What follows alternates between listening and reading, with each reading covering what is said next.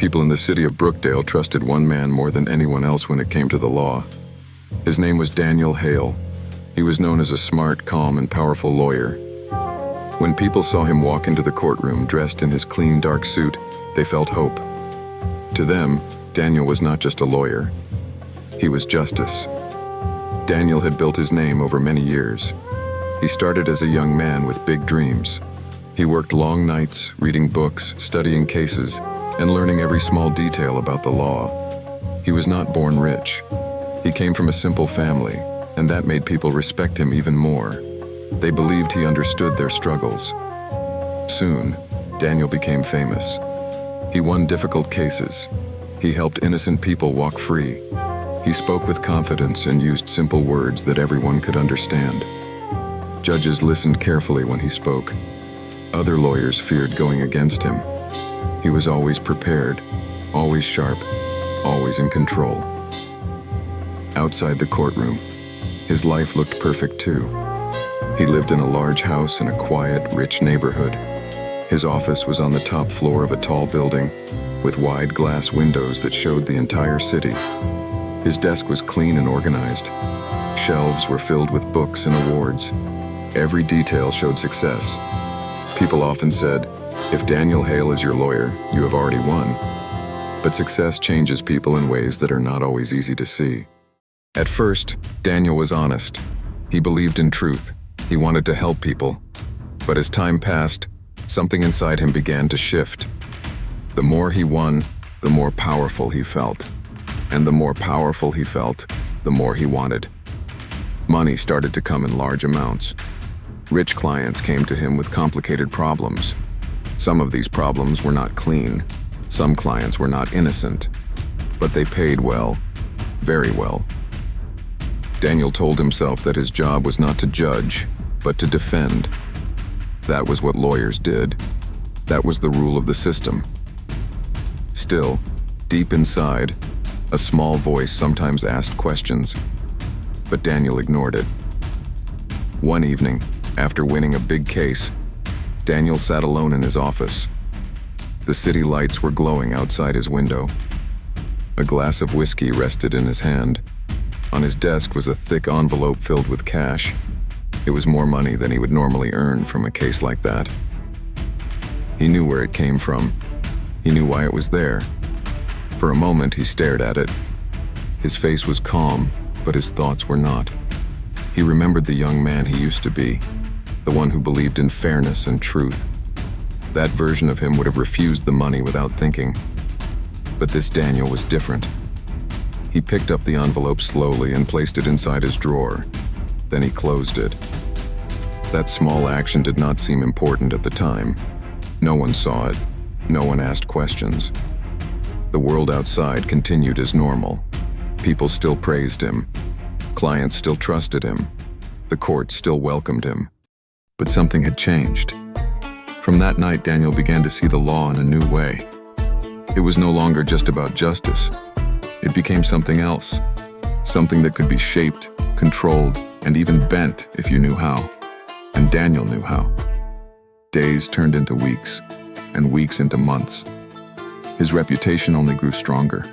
Newspapers wrote about him. Television shows invited him to speak. He smiled, spoke about truth and fairness, and people believed every word. No one could see the cracks forming beneath the surface. In his office, new clients started to appear. Some were nervous. Some were powerful. Some spoke in quiet voices and asked careful questions. They did not want justice. They wanted results, and they were willing to pay any price for it. Daniel listened. At first, he kept things small. Just advice, just small favors, nothing too serious. He told himself it was harmless, just part of the job. But slowly, those small steps began to lead somewhere darker. And once you start walking down a path like that, it becomes harder to turn back. One night, as Daniel looked at himself in the mirror, he paused for a moment. His face looked the same. His suit was perfect. His expression was calm. But his eyes, they were different. There was something hidden in them now. Something cold, something careful. He adjusted his tie and turned away. The next morning, a new client was waiting in his office. This one was different from the rest. The man carried secrets and the kind of problems that could not be solved in the open. Daniel sat down across from him, listening closely as the man began to speak. And as the words filled the room, Daniel realized this was not just another case. This was something bigger, something that could change everything. He leaned back slightly, his fingers resting on the desk, his expression unreadable. Then slowly, he said, "Tell me everything." And that was the moment where things truly began to move in a direction that could not be undone. The man sitting across from Daniel Hale looked calm, but there was something heavy in his eyes. His name was Victor Lang. He was not like Daniel's usual clients. He did not seem nervous, and he did not try to explain too much. Instead, he spoke slowly, choosing his words with care. "I have a problem," Victor said quietly, "and I need it to disappear." Daniel stayed silent for a moment. He had heard many people say similar things before, but there was something different this time. The room felt tense, like the air itself was waiting. "What kind of problem?" Daniel asked. Victor leaned forward slightly. "A case is being built against me. Financial crimes. Fraud. They think they have evidence." Daniel nodded. That was not unusual. Many wealthy clients faced such charges. "If the case is weak, I can defend you. If it's strong, we find the gaps. That's how this works." Victor gave a small smile. "This is not about defense. I don't want a trial. I want this to end before it begins." Daniel understood what that meant. He had heard these words before too, but never so directly. This was not about winning in court. This was about stopping the law itself. For a brief second, Daniel felt that small voice again, the one that used to guide him. It told him to refuse. It told him this was wrong. But just as quickly, another thought came in. How much would this be worth? Victor slowly placed a small black folder on the table and pushed it toward Daniel. Inside were documents, names, and numbers. But also, there was something else. A check. The number written on it was far beyond anything Daniel had earned from a single case. Daniel's eyes paused on it. "This is only the beginning," Victor said. "If the problem goes away, there will be more." Daniel closed the folder gently. His face showed no emotion, but inside his thoughts were racing. This was not a simple decision. This was a line. Once crossed, there would be no going back. "How exactly do you expect me to do this?" Daniel asked. Victor leaned back, relaxed. "You know people, judges, prosecutors, clerks. You understand how the system works. You don't break the law, you bend it, just enough." Daniel did know people. Over the years, he had built connections everywhere. Friendly conversations, small favors, quiet agreements, nothing illegal, nothing serious, at least not until now. "I'll need time," Daniel said. Victor nodded. "Of course, but not too much." After Victor left, Daniel sat alone in his office. The black folder remained on his desk. He did not open it again. He did not need to. The decision was already forming in his mind. He stood up and walked to the window. The city looked the same as always, busy, bright, alive. But now, Daniel saw it differently. He saw power. He saw opportunity. That night, he made his first move. It started with a phone call. A simple one. Daniel called an old friend, someone who worked in the prosecutor's office. They had known each other for years. They trusted each other. "Just a small question," Daniel said casually. "There's a case being prepared. Victor Lang. I heard something about it. Is it strong?" His friend hesitated. "It's not weak," he replied. There's solid evidence. Why? Daniel smiled slightly, even though the other man could not see it. Just curious. But that call was not really about curiosity. It was about opening a door. Over the next few days, Daniel made more calls. He met people for coffee. He asked careful questions. He did not say too much, but he listened. Slowly, he began to understand where the case was strong and where it was not. There was a key piece of evidence. Without it, the case would fall apart. Daniel focused on that. One evening, he met with a court clerk named Lisa. She handled documents and files. She was honest, hardworking, and trusted. Daniel had helped her once in the past with a legal issue, and she respected him. They sat in a quiet cafe. "I need your help," Daniel said gently. Lisa looked surprised. "With what?" "There's a document in a case file. It may not be accurate. I just want to take a closer look." Lisa frowned. "If it's part of an active case, I can't just give it to you." Daniel nodded, as if he expected that answer. Then he leaned in slightly. "I understand. But this could prevent a mistake. You know how these things happen." Lisa looked unsure. "I don't know." Daniel reached into his pocket and placed an envelope on the table. He did not push it toward her. He simply left it there. Lisa stared at it. She did not touch it. "This isn't right," she said quietly. Daniel's voice remained calm.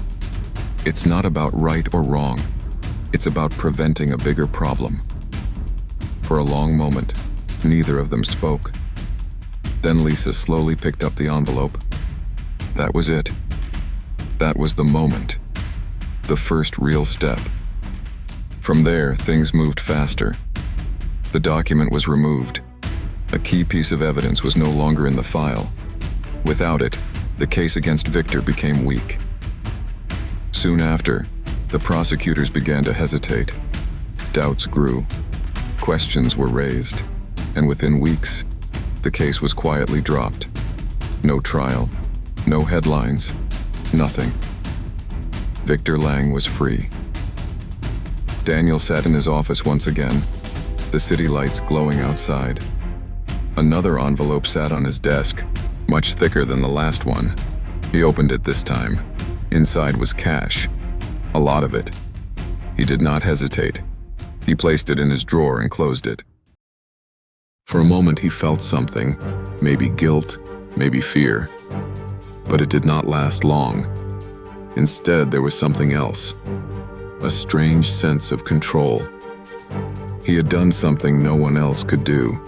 He had changed the outcome, and no one knew. The next day, Victor called him. "Well done," he said. "I told you this was only the beginning." Daniel did not respond right away. He leaned back in his chair, thinking. He had crossed the line, but instead of falling, he was rising. "Tell me," Victor continued, "are you ready for something bigger?" Daniel looked at the city once more, his reflection staring back at him in the glass. This time, there was no hesitation in his voice. "Yes," he said. And with that one word, Daniel stepped even deeper into a world where the law was no longer something to follow, but something to control. After the case of Victor Lang disappeared, Daniel Hale's life did not slow down. It changed direction. At first, everything looked the same on the outside. He still went to court. He still wore his clean suits. He still spoke about justice with confidence. People still trusted him. But inside, something had shifted completely. Daniel was no longer just a lawyer. He had become something else, a man who knew how to control the system from behind the scenes. Victor kept his promise. Within weeks, new clients began to come. They did not call Daniel directly at first. They came through quiet connections. Friends of friends, business partners, people who did not want their names known. These clients were different. They did not ask, "Can you win my case?" Instead, they asked, "Can you make this problem go away?" Daniel understood what they meant. At first, he still tried to keep things careful. He told himself he was only helping in small ways, giving advice, making calls, finding weaknesses in cases. But the truth was clear. He was now part of something illegal. One evening, Victor invited Daniel to a private meeting. It was held in a quiet, expensive restaurant, far from the busy parts of the city. The room was dim, and only a few people were inside. When Daniel entered, Victor was already there. But he was not alone. Two other men sat with him. One was older, with gray hair and a serious face. The other was younger, with sharp eyes that watched everything. "Daniel," Victor said with a smile. "Meet Mr. Carter and Alex." Daniel shook their hands. He could feel their power without them saying much. "We've heard about your work," Mr. Carter said. "Very impressive." Daniel nodded slightly. "I do what I can." Victor leaned forward. "We have opportunities, bigger ones, but they require trust." Daniel understood. This was no longer about one case. This was about becoming part of a network. "What kind of opportunities?" Daniel asked. Alex spoke this time. "Cases with high value, people with influence, situations where outcomes need to be guided." Daniel stayed quiet, but his mind was active. This was the next level. "There are risks," Mr. Carter added, "but the rewards are much greater." Daniel looked at each of them. He knew he could still walk away. He could say no. He could return to a normal life, but he didn't. "I'm listening," he said. That night, Daniel officially stepped deeper into corruption. From that point, his actions became more serious. He started working on cases where evidence needed to be changed. Not removed, but altered just enough to create doubt. A date changed. A signature questioned. A detail made unclear. He also began influencing witnesses. Sometimes it was simple, a quiet conversation, a suggestion. Other times, it involved pressure, money, fear. Daniel became very skilled at this. He knew how to speak calmly. He knew how to make people feel safe, even when he was leading them in the wrong direction. One case stood out more than the others. A businessman was accused of causing a deadly accident. There were witnesses. There was clear evidence. It looked like an easy case for the prosecution, but the businessman had connections and money. Daniel was called. At first, he studied the case like always. He looked at every detail. He found the weak points, but this time, that was not enough. He needed to change the story. He met one of the key witnesses, a young man who had seen everything. The man was nervous. He did not want trouble. "I just told the truth," the witness said. Daniel nodded. "And that's good. But sometimes, truth can be unclear." The witness looked confused. "What do you mean?" Daniel leaned in slightly. "Memory is not perfect. People make mistakes. If you are not completely sure about something, it's okay to say that."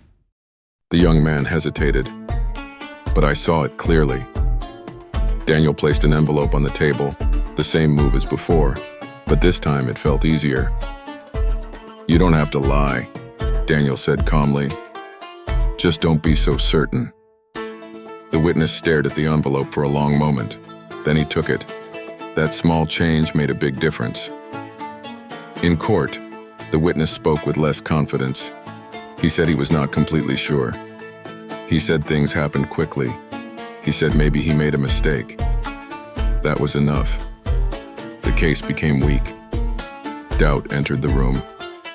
And in the end, the businessman walked free. Daniel watched it all happen with a calm face. Inside, something had changed again.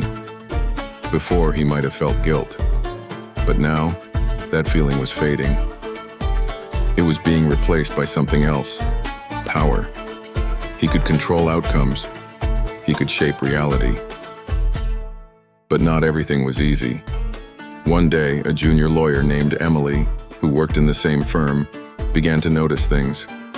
She was smart and careful. She saw patterns in Daniel's cases, strange outcomes, missing details. She approached him one afternoon. "Mr. Hale," she said, "can I ask you something?" Daniel looked at her calmly. "Of course." She hesitated. "Some of your recent cases, they don't make sense. Evidence disappears, witnesses change their stories. It feels strange." Daniel studied her face. She was not accusing him directly, but she was close. "That's how the law works sometimes," he replied. "It's not always clean." Emily frowned. "But shouldn't it be?" Daniel smiled slightly. "In a perfect world, yes." She did not look convinced. After she left, Daniel sat quietly for a moment. This was the first real sign of danger, not from the system, but from someone close. Still, he pushed the thought away. He had come too far to stop now. That night, he received another call from Victor. "There's a new situation," Victor said. "Bigger than before, more complicated." Daniel did not ask for details. "Send me everything," he replied. As he hung up the phone, he looked at his reflection again. The man staring back at him no longer looked like the young lawyer who believed in justice. This man was different. This man understood power, money, and control. And as Daniel sat back in his chair, preparing for what was coming next, he knew one thing for certain. The deeper he went, the harder it would be to ever come back. Daniel Hale was no longer working alone. What he once thought was a few hidden deals had now grown into something much bigger. He began to see that corruption was not just about one lawyer or one case. It was a system, a quiet network of people working together, protecting each other. Victor introduced Daniel to more individuals over time. Some were lawyers like him. Others were police officers, court clerks, and even a few judges. They did not meet in large groups. They met in small, private settings, quiet dinners, closed rooms, short conversations. Everything was careful. No one spoke openly about breaking the law. Instead, they used soft words. Adjust the file. Delay the hearing. Handle the witness. Everyone understood what those words meant. Daniel learned how the system worked. If a case needed to be delayed, someone in the court office would make it happen. If a document needed to be changed, a clerk would quietly take care of it. If a judge needed to be convinced, it would happen through indirect pressure or influence. It was like a machine. Each person had a role. Each role was important. And now, Daniel was part of that machine. At first, he was impressed. Everything worked smoothly. There were no mistakes. No one spoke too much. No one asked unnecessary questions. It felt powerful to be inside something so organized. But slowly, Daniel began to notice something else. Fear. Even the powerful people in the network were careful. They trusted each other, but only to a point. No one shared everything. No one felt completely safe. One night during a private meeting, Mr. Carter spoke in a serious tone. "Remember," he said, looking at everyone, "this only works if we stay invisible. One mistake, and everything falls apart." The room went silent. Daniel understood what that meant. This was not just about making money anymore. This was about survival. Soon after, a small problem appeared. A police officer who was part of the network made a mistake. He handled a case too roughly. Someone noticed. Questions were asked. The situation was quickly controlled. The officer was moved out of the city. The case disappeared, but the message was clear. No one was safe. Daniel felt it more strongly now. Every move had to be perfect. Every word had to be careful. One wrong step could destroy everything. At the same time, the work became bigger. More money, more powerful clients, more dangerous cases. Daniel was no longer just bending the law. He was helping control it. But with that power came pressure. At night, when he sat alone in his office, the silence felt heavier. The city lights outside no longer felt calm. They felt distant. He knew too much now. He was too deep inside. And as the system around him continued to grow stronger, so did the risks. Somewhere within all of this, something was slowly building, something that could not be controlled forever. The system that once felt strong and untouchable slowly began to show signs of weakness. It did not happen all at once. It started small, almost too small to notice. One morning, Daniel Hale received a call earlier than usual. It was Victor. His voice, normally calm and controlled, sounded tense. "We have a problem," Victor said. Daniel sat up straight in his chair. "What kind of problem?" "There's an investigation," Victor replied. "Internal, quiet, but serious." Daniel's grip on the phone tightened slightly. "Who knows?" "Not many," Victor said, "but enough." That was all Daniel needed to hear. Even a small investigation could lead to something bigger. And if one person talked, everything could fall apart. Over the next few days, the atmosphere around Daniel changed. The office felt colder. Conversations became shorter. People avoided eye contact. Even simple meetings felt uncomfortable. Emily, the junior lawyer who had once questioned him, was no longer acting the same. She stayed distant, quiet, and careful. Daniel noticed it immediately. One afternoon, he saw her speaking to someone from outside the firm, a man in a dark coat. They were talking in low voices. When Emily saw Daniel looking, she quickly ended the conversation. That moment stayed in his mind. At the same time, news began to spread quietly. A case from months ago, the one involving the businessman and the accident, was being reviewed again. New questions were being asked about the witness statements. Daniel felt a slow tension building inside him. This was not random. Someone was looking closely now. Victor called again that night. "You need to stay calm," he said.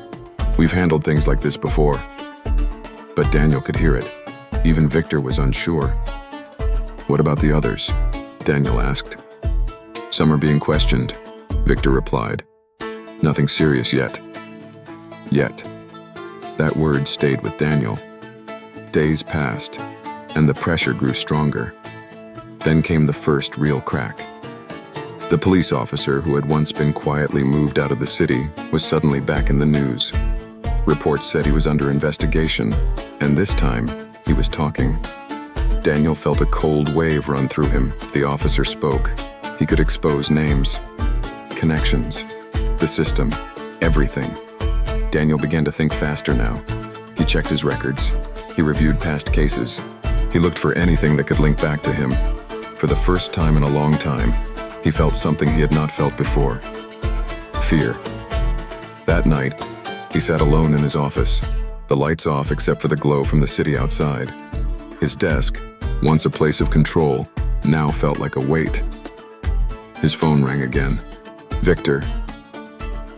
"This is getting worse," Victor said, his voice low. "We may need to step back." Daniel frowned. "Step back? What does that mean?" "It means distance," Victor replied. "Less contact, less movement, until this settles." Daniel understood what that really meant. Everyone was protecting themselves now. Silence filled the room after the call ended. Daniel leaned back in his chair, staring at the ceiling. For years, he had controlled everything. Every case, every move, every outcome. But now, things were moving beyond him. And for the first time, he was no longer sure he could stop what was coming next. The pressure did not stop. It grew stronger each day. The investigation that once seemed small was now open and active. More people were being questioned. More cases were being reviewed. The quiet system that Daniel Hale had trusted for so long was starting to break apart. Then, one morning, everything changed. Daniel was in his office, trying to focus on a file in front of him, but his mind was somewhere else. He had not been sleeping well. Every sound made him alert. Every phone call felt dangerous. There was a knock on the door. Before he could respond, it opened. 2 men walked in, followed by a third. They showed their badges. Investigators. "Daniel Hale," one of them said, calm but firm. "We need you to come with us." For a moment, Daniel said nothing. He looked at them, then at his office, the same office that once made him feel powerful. Now, it felt small. "I understand," he said quietly. As he stood up, he noticed people outside watching. Some whispered, some avoided looking at him. The respect he once had was gone. News spread quickly. The famous lawyer, the trusted name, the symbol of justice, now under investigation. As the days passed, more truth came out. The police officer had talked. Documents were found. Money trails were uncovered. Names were connected. Victor disappeared. No one could find him. Mr. Carter and others in the network denied everything. Each person tried to protect themselves. The system that once worked like a machine was now broken, and Daniel was in the center of it. During questioning, he tried to stay calm. He answered carefully, but the evidence was strong, too strong. For the first time in years, Daniel had no control. Sitting in a quiet room, facing the investigators, he felt something he had ignored for a long time. Regret. Not just for getting caught, but for everything. He thought about the young man he once was, the one who believed in truth, the one who wanted to help people. That version of him felt like a stranger now. "What happened to you?" one investigator asked. Daniel did not answer right away, because the truth was simple and painful. He had changed, step by step, small choices, small compromises. Each one seemed harmless at the time, but together they led him here, to this moment, to this end. In court, things were different now. Daniel was no longer standing with confidence. He was sitting quietly, listening as others spoke about him. The same system he once controlled was now judging him. The outcome was clear. He was found guilty. As he stood there, hearing the final words, Daniel did not react. He simply nodded once, as if he had expected it. Outside, the city continued as always. People moved on. New cases began. New lawyers stepped into courtrooms. But the story of Daniel Hale remained. A reminder that the law is not just words on paper. It depends on the people who protect it. And when those people choose power over truth, the damage spreads far beyond one person. Because corruption does not begin with big actions. It begins with small decisions. And by the time the truth is revealed, it is often too late to turn back.